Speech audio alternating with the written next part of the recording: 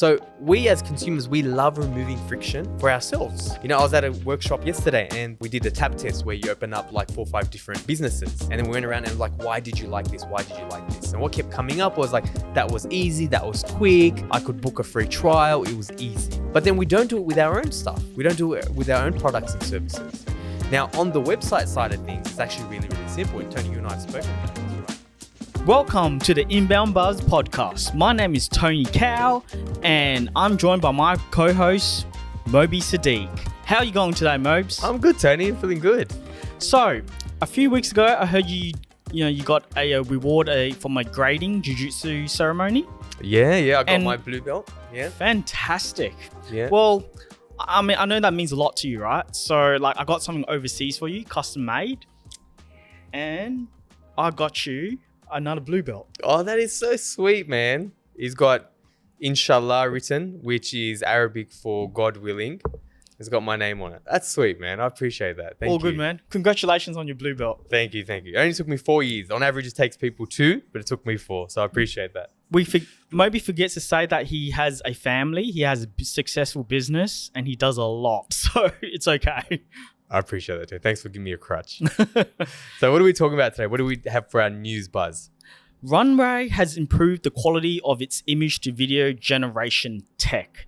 So this is software that basically uses AI and it turns like images into video. So I think that's pretty cool.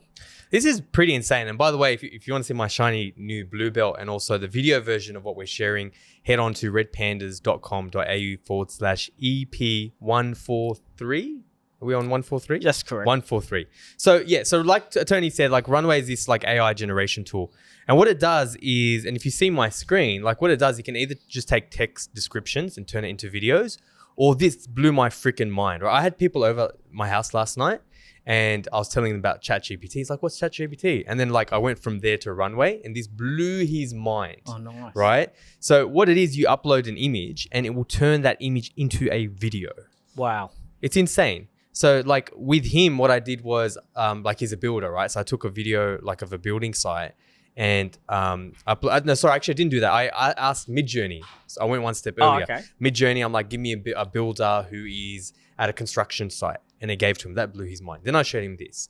So like here you can see like a landscape. It's been uploaded. You can see like a pier. You can see a sail. And they've recently actually improved their technology. Yeah. They used to have, and it still happens sometimes, Tony, like especially I noticed with human shots, they struggle a little bit. There's like this wobble where everything moves, like the nose moves and the eyes move, like it's a bit wobbly. But for the most part, the eye cannot tell now. You upload a vista, you upload a like a landscape, you upload a flower. This is a photo of someone who looks like Lady Gaga. Oh, wow. And the whole thing is moving. You know what I mean? So it's like pretty insane stuff. That's amazing because we're going to be able to use it for a lot of like ads and social media content. Let's say, like a food show content, just an image of food that can go live. Or let's say like we sometimes have a problem with ads, right? And it's just a static image on Facebook. True. Let's just quickly turn that into, a video. But would you select Midjourney or would you like also use this together? Yeah, that's the beauty thing. So like I actually have not used Runway. We use Midjourney. We mentioned this on the show episodes ago, but we replaced all of our stock photo licensing accounts and we replaced it with Midjourney. So we don't use stock photos anymore. We use Midjourney to create our own photos. So I haven't used Runway, but in theory, Runway can also use text descriptions to create, videos. But at the same time, you might still want to use Runway in tandem with Midjourney, create it in Midjourney and then upload that into Runway and then create a video out of it. Yeah. And it's like $76 a month. Is that correct? Yeah, $76 a month. But yeah, I think it's great value. And if it's something you do and need, I didn't even think about the ad stuff. It's a phenomenal user case for sure. Okay. Has Elon killed Twitter rebranding to X? So this is the big news right now about Twitter being rebranded to X. I don't know. It's gone from nice Twitter, the bird, good warm feeling to this black X. What's going on here, Mobes? I thought about this, right? And I'm like, why would you do that? Because we had a client once who did this and like against our advice and they ruined years of brand equity. Like this client actually people tattoo that logo onto them. And it's not something, but whatever, right? So I'm like, why would you erode 17 years of brand equity? And then it kind of dawned on me. It's all everyone has been talking about. Like on the news, it's like Twitter's disastrous X rebrand. What is Elon Musk doing? But then the hype, Tony, is only short-lived. Like the hype will die down. Like it's already dying down. But the thing is, it's no secret that Elon is trying to create a WeChat everything app. An app where you can pay your bills, do your groceries, and do everything. The thing is, Tony, Twitter is not that, right? Twitter is not that right now. So he needed a signal. He needed a signal to show to the market, hey, you old Twitterati, all you fans of the old Twitter, this thing is not for you. This is not Twitter anymore. This is like the next thing. So it's a signal to the market that, hey, now change is here and it's happening. The digital town square is coming.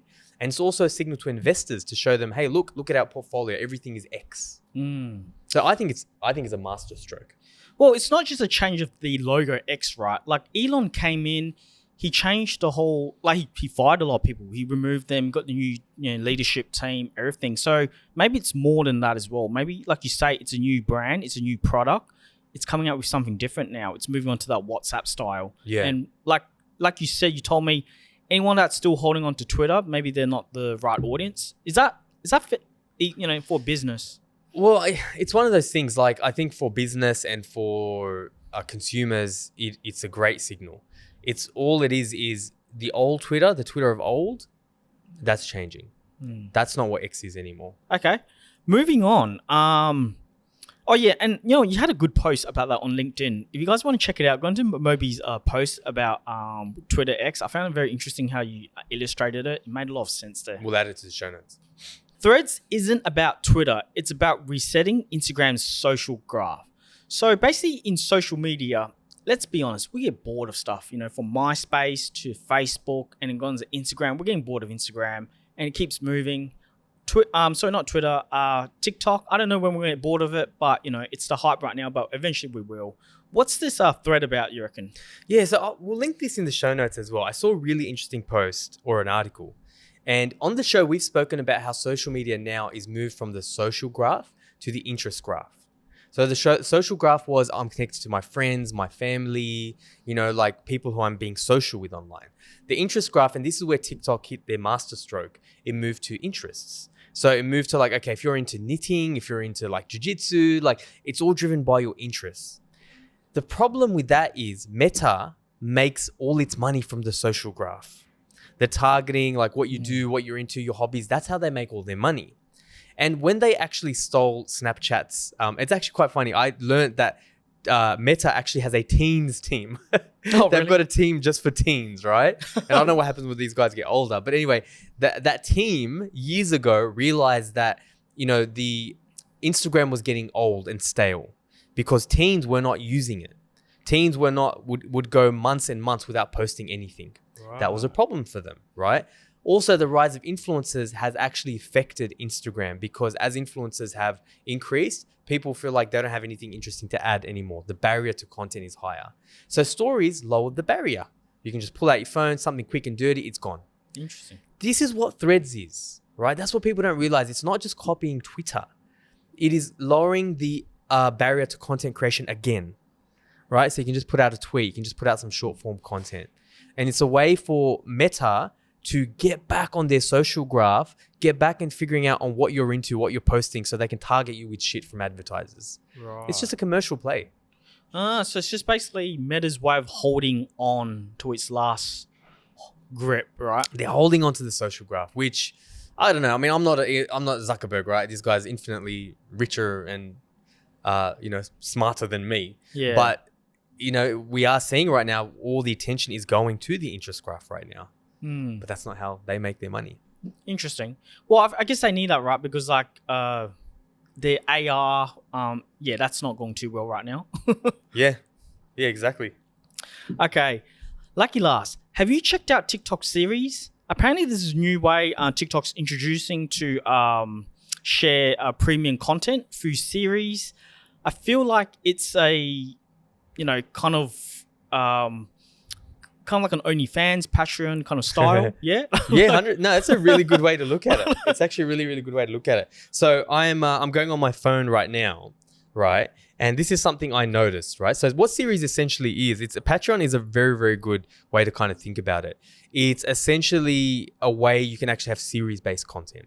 Yeah. Now you have to be over 18, you have to have over 10,000 followers, you have to have posted at least 3 times in 30 days, and one of those needs to be over 1,000 impressions, right? So I got this little invite, and again, I'm sharing my screen. If you guys want to see it, you can head on to the online version.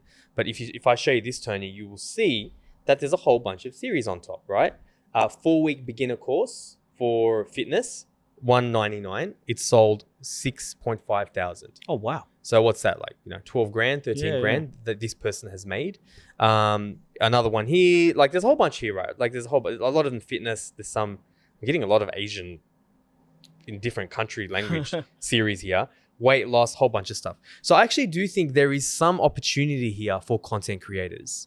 I do think there is, and this is a great way to monetize. So it invited me and I created a draft, right? So if you check this out, Tony, I don't know if you can see this.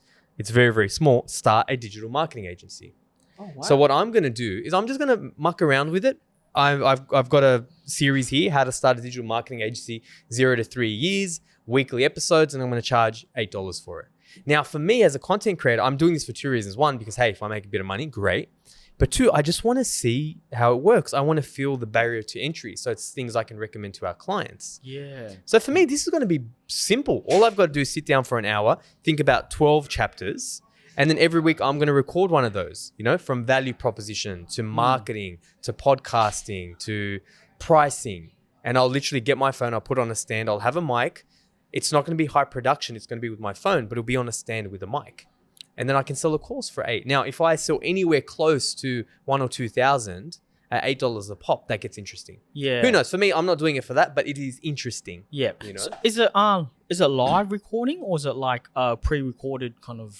Do we know or not? It is pre-recorded. Okay. Yeah, it's definitely pre-recorded. That's pretty good for consultants and people who want to 100%. Fitness coaches and fitness there's trainers and stuff. Fitness coaches, chefs, vloggers, Yeah. anyone who's putting out educational content, really. Yeah. But it seems to be, and I do think looking at, as I was scrolling through, it seemed pretty, there's not a good amount of creators there. So it's not new, but it's not something that people have jumped onto yet. Yeah. So I think if you do hit those metrics, it is a good opportunity to monetize. Interesting. Wow. I might jump on that and see how we go. Paid ads. Can't hurt. You're not gonna say no to free money. Yeah. And that's it for our news buzz.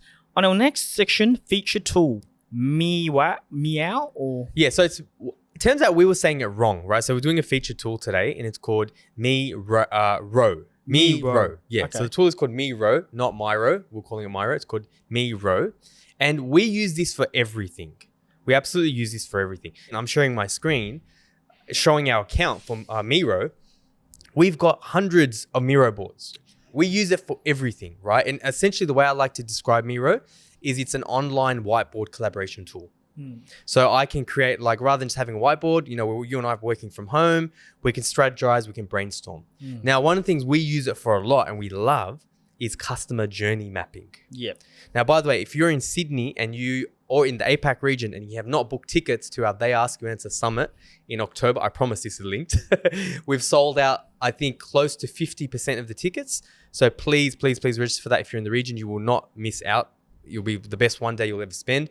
But Tasha is actually going to be doing a whole keynote on customer journey mapping. And we'll probably show some Miro boards as well. Yeah. But essentially, again, if you listen to the audio version, we've got our whole customer journey set up for a particular client. So we're like, okay, cool.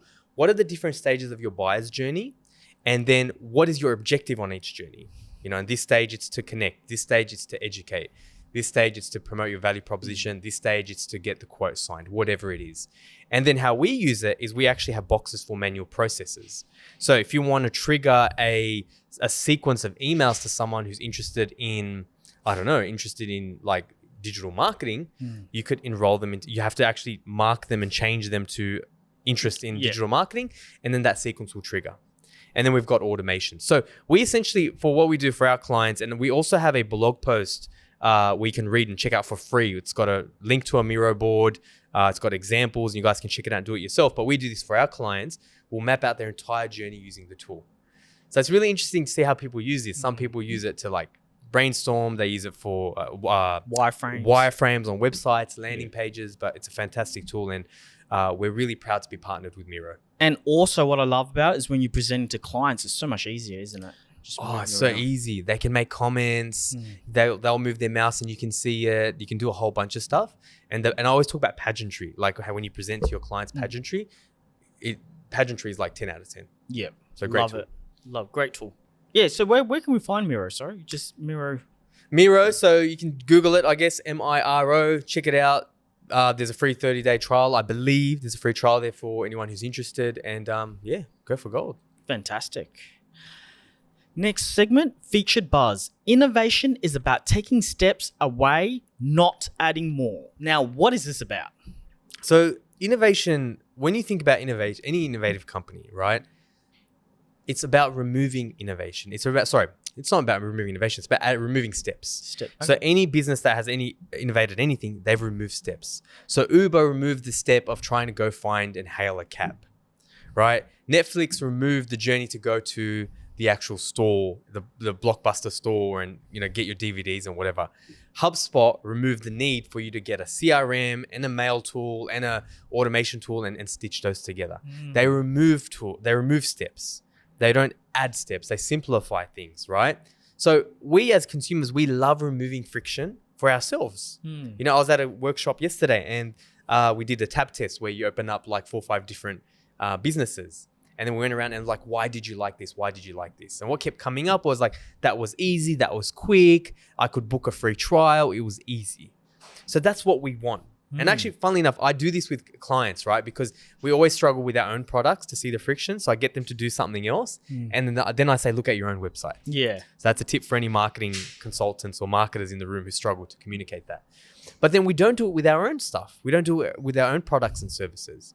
Now, on the website side of things, it's actually really, really simple. And Tony, you and I have spoken about this, right? So like remove the need to call to get a price. Remove that friction.